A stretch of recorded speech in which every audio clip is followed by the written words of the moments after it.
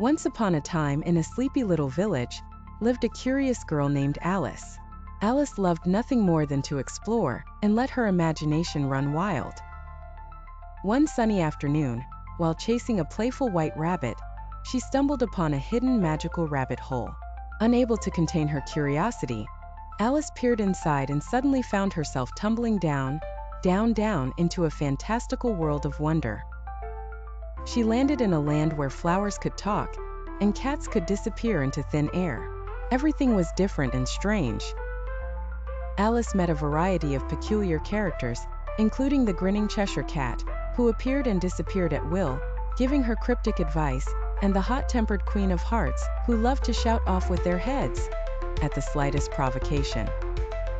As Alice wandered through this dreamlike world, she attended an odd tea party hosted by the Mad Hatter, who, along with the March Hare and the Sleepy Dormouse, celebrated unbirthdays, days that were not their birthdays.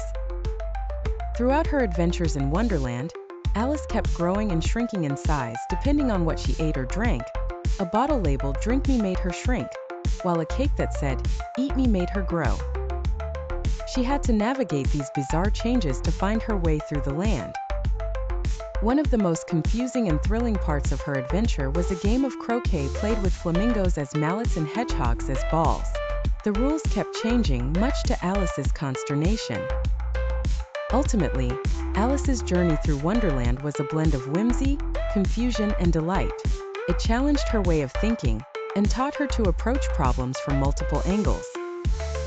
Just as things became overwhelmingly chaotic, Alice suddenly woke up to find herself back in her village, the midday sun shining on her face. She realized it had all been a fantastical dream, yet the vivid memories of Wonderland stayed with her, making her everyday world just a bit more magical. Once upon a time, in ancient Greece, lived a mighty hero named Hercules. Known for his incredible strength and brave heart, Hercules was often called upon to save the day. One evening, as the sun dipped below the horizon, an urgent message arrived. The village elders told Hercules about a magical artifact called the Starstone, which could bring great prosperity to their land. But there was a catch. The Starstone only appeared under the light of 1,000 stars, and it was hidden in a cave guarded by mythical creatures. Without a moment's hesitation, Hercules set off on his nighttime quest. The path to the cave was lined with towering trees that whispered secrets of ancient times. As Hercules walked deeper into the forest, a glowing owl named Lyra swooped down and landed on his shoulder. "I will guide you," she said in a voice as soft as moonlight. Lyra's eyes glowed like tiny lanterns, lighting the way through the dense woods. They hadn't gone far when they encountered their first obstacle, a river as dark as ink with fierce currents that whispered and roared. Hercules knew he couldn't swim across, so he used his strength to fell a towering tree to create a bridge. Just as they started crossing, a water nymph arose from the depths, her eyes sparkling like jewels. "Answer my riddle or face the river's fury," she declared. Hercules scratched his head, pondering the riddle. "I am always hungry. I must always be fed. The finger I touch will soon turn red. What am I?" After a moment, he realized the answer was fire. Pleased with his answer, the nymph let them pass safely. On the other side, they entered a field filled with stone statues of brave warriors. To their surprise, the statues began to move. The statues were stone golems, protectors of the cave. Hercules thought quickly and challenged the leader of the golems to a test of strength. Using his immense power, Hercules eventually overpowered the golem, which crumbled into pebbles. Impressed by his courage, the other golems stepped aside. Finally, they reached the cave where the Starstone was hidden. The entrance was guarded by a gigantic, fire-breathing dragon. Instead of fighting, Hercules decided to use his wit. He remembered an ancient lullaby his mother used to sing about the moon. As he sang softly, the dragon's fiery breath cooled, and its eyes slowly closed. It drifted into a peaceful slumber. With the dragon asleep, Hercules and Lyra ventured into the cave. There, resting on a pedestal, was the Star Stone, glowing like a piece of the night sky. It was more beautiful than anything Hercules had ever seen. Carefully, Hercules picked up the Star Stone, and they made their way back to the village under the watchful stars.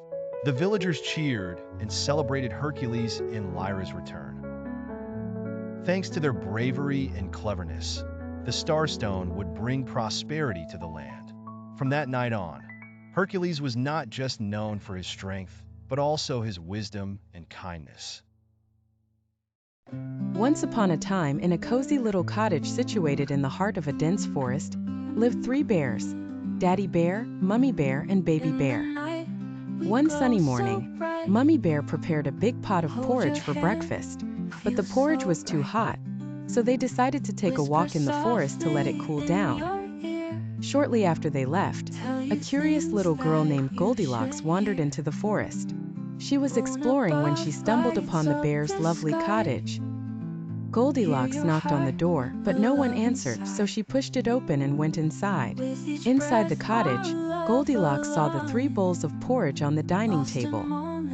Her tummy growled. First, she tasted the porridge in Daddy Bear's large bowl, but it was too hot.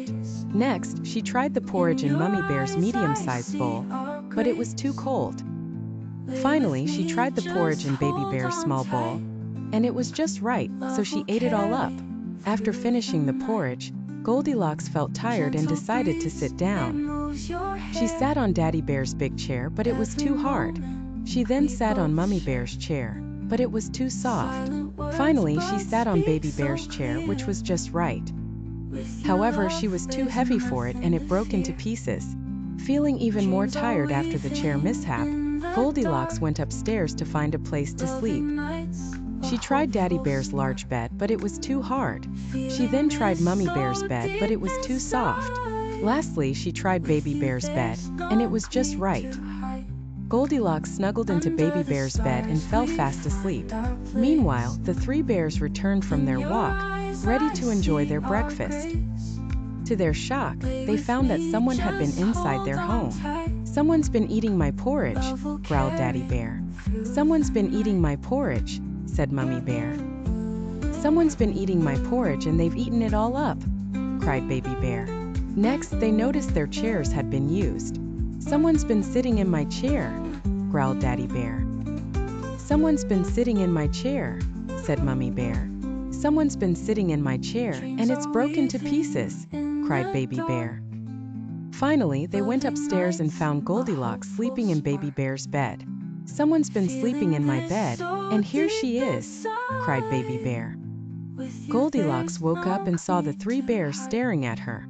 She screamed, "Help!" and quickly jumped out of the bed. She ran down the stairs, out of the cottage, and disappeared into the forest. The 3 bears never saw Goldilocks again, but they were more careful about leaving their door unlocked. Goldilocks learned a valuable lesson too: always respect others' belongings.